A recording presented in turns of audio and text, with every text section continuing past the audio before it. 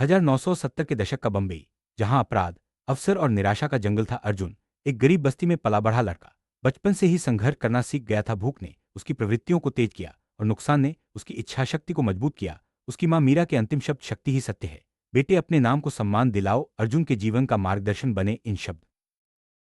मुंबई में अर्जुन की ताकत बढ़ती गई, लेकिन असली शक्ति की तलाश अभी बाकी थी। उसकी राह में आए वे लोग जो पूरे इलाके पर राज करते थे, उन्हीं में से एक था वरुण, दक्षिण के सुनहरे खेतों का निर्दयी शासक। सुनहरा साम्राज्य कोई साधारण खान नहीं थी, बल्कि अपार धन का केंद्र, जहां मजदूरों का पसीना और खून बहता था।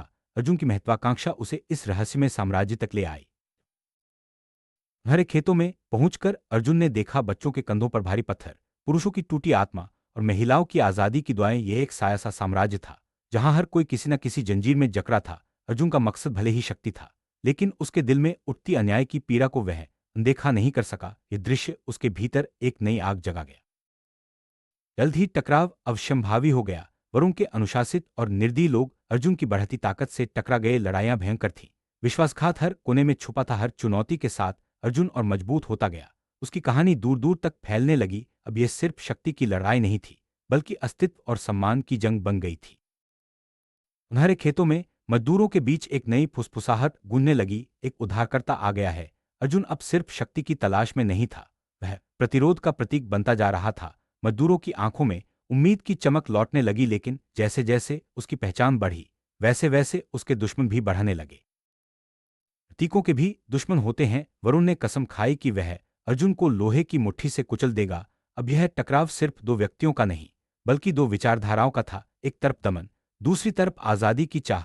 अर्जुन के लिए हर दिन एक नई चुनौती, हर रात एक नया खतरा बन गई थी। अब शुरू हुई आग और खून की गाथा। हर मोड़ पर अर्जुन की महत्वाकांक्षा और किस्मत की टक्कर होती रही। लड़ाइयों में सिर्फ सोने के लिए नहीं, बल्कि उम्मीद, सम्मान और अस्तित्व के लिए संघर्ष हुआ। अर्जुन की कहानी अब एक आंदोलन बन चुकी थी, जिसमें हर मजदूर, हर पीड़ित उसकी ताकत बन गया। अर्जुन की लड़ाई ने उसे सिर्फ एक नाम नहीं, बल्कि एक विरासत बना दिया। उसकी कहानी हर उस इंसान के लिए प्रेरणा बन गई जो अन्याय के खिलाफ खड़ा होना चाहता है। सुनहरे साम्राज्य की जंग ने साबित किया कि शक्ति सिर्फ गिराने के लिए नहीं, बल्कि बदलाव लाने के लिए भी हो सकती है। अर्जुन की यात्रा हमें यह सिखाती है कि असली शक्ति सिर्फ धन या डर में नहीं, बल्कि उम्मीद, सम्मान और न्याय के लिए लड़ने में है। उसकी कहानी एक संदेश है, जब तक अन्याय रहेगा, तब तक अर्जुन जैसे लोग खड़े होते रहेंगे। सुनहरे साम्राज्य की यह गाथा हर दिल में उम्मीद की लौ जगा देती है।